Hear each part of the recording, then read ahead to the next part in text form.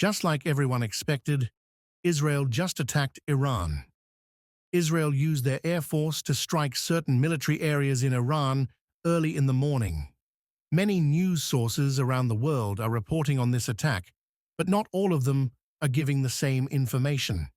Some reports may be untrue or just guesses.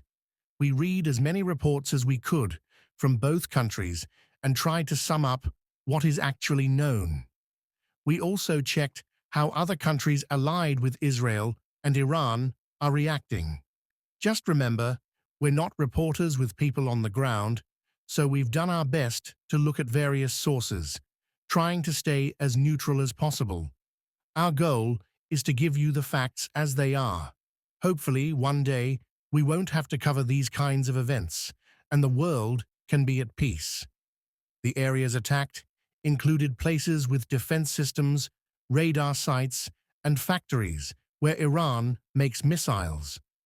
This happened because Israel and Iran have been arguing and even fighting indirectly for a while now, and things have been getting tense. Israel said they targeted only military sites, not nuclear ones, to avoid making things worse. They said they didn't want this to turn into a huge war, so they tried to be careful. Iran said there wasn't much damage done and that they will decide how and when to respond. Details of the attack. In the early morning on October 26th, the Israeli Air Force began an airstrike on Iran. The attacks were mainly on military places in 3 Iranian provinces. Israel aimed for Iran's air defenses, radar sites, and areas where missiles are produced. These attacks follow a series of incidents where both Iran and Israel have accused each other of small attacks and retaliations. Israeli officials said the purpose was to prevent a larger conflict by avoiding nuclear facilities in Iran. Despite the increased stress, both countries have been urged by others to de-escalate the situation.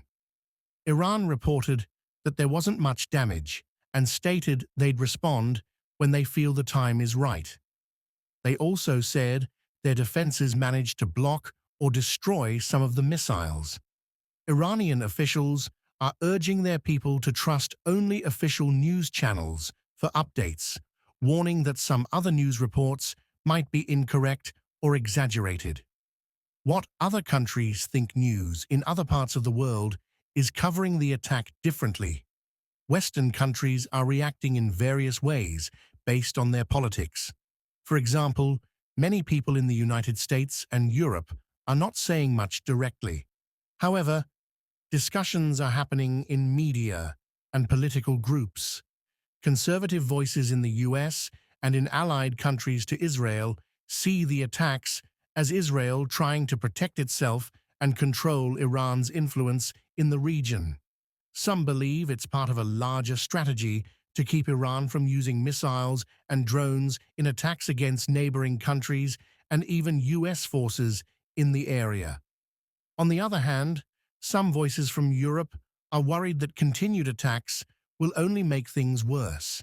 They think diplomacy, or talking things out, is better, and warn that if fighting continues, it could harm civilians. These groups are calling for protection of non-military areas and urge everyone involved to follow humanitarian laws to keep civilians safe. Responses from BRICS countries and Africa. The BRICS countries, Brazil, Russia, India, China, and South Africa, also responded. Their reactions were mostly critical of Israel's actions.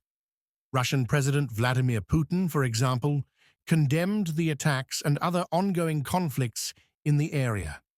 He highlighted that this tension, especially in places like Gaza, requires international attention. Russian media highlighted Iran's call for BRICS and the Shanghai Cooperation Organization to act more firmly against what Iran considers war crimes by Israel. In South Africa and other parts of Africa, news reports also criticized Israel's actions, expressing concern over how this might worsen the already delicate situation in the Middle East. African news even linked the airstrikes with the broader issue of conflict in Gaza, calling for diplomacy to keep the area from further destabilization. Leaders from Africa worry about how such conflicts can harm local economies and diplomatic relationships, which affects the BRICS countries' goal for stability in the region. China, on the other hand, tried to stay neutral, urging everyone involved to be cautious and avoid making things worse. They are concerned about keeping the Middle East stable because the region is important to China for energy supplies and for projects under China's Belt and Road Initiative.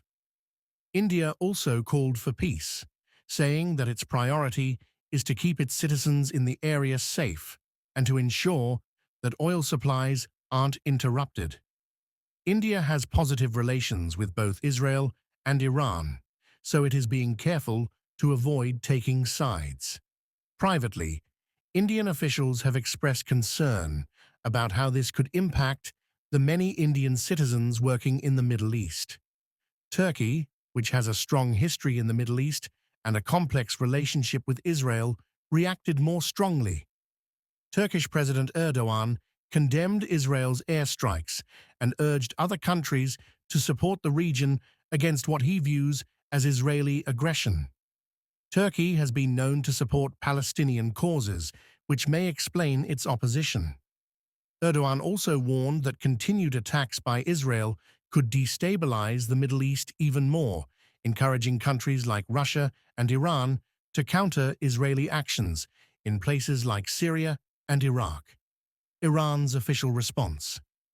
Iran's military released a statement about Israel's actions, accusing Israel of launching the attacks using Iraqi airspace controlled by the United States. They said that early Saturday morning, Israeli jets fired missiles around 100 kilometers from Iran's border, causing some minor damage to radar facilities in Ilam, Kerman, and near Tabriz. According to Iran, repairs on these facilities are already underway. They claimed that their air defenses managed to intercept most of the missiles and prevented the Israeli planes from getting into Iranian airspace. Iran's leaders say they will respond to these attacks when they feel it is the right time. They also demanded that the U.S. stop allowing Israel to use Iraqi airspace, warning that if the attacks continue, it could cause more problems in the region. The Iranian government spokeswoman Fatemeh Mohajerani praised the country's air defense units for their quick response, saying that the Iranian people should be proud. On Saturday, she reassured the public that Iran is safe and that only a small amount of damage occurred during the attack. She also encouraged citizens to ignore any rumors or fake images being spread by certain media outlets and to follow official sources for the most accurate information. She added that Iran is stable, with airports and other regular activities continuing as usual. The scale of the attack reports say that the Israeli airstrike involved over 100 aircraft, including stealth fighters, and focused on military sites around Tabriz and Kerman. Israel tried to avoid hitting any nuclear facilities to keep the situation from escalating further. Israeli sources say around 20 locations were hit, mostly involving missile facilities and air defense areas. Iran said the damage was minor, claiming Tehran itself was untouched and that civilian flights were not affected. Although tensions are high, Iran faces a difficult choice: respond and risk making things worse, or hold back and seem unresponsive. The airstrike comes after many recent attacks and a series of assassinations of key figures linked to Iran and Israel's long-standing rivalry. To sum up, Israel launched airstrikes on Iran, targeting important military facilities and avoiding nuclear sites. This event follows months of rising tensions between the two countries. Iran said they experienced only minor damage and vowed to respond when they feel it is right. Reactions around the world vary. Some Western voices support Israel's actions, while others call for peace and diplomacy. BRICS nations criticized Israel, especially because of the humanitarian issues in Gaza. This conflict could impact both countries' allies and their stability in the Middle East.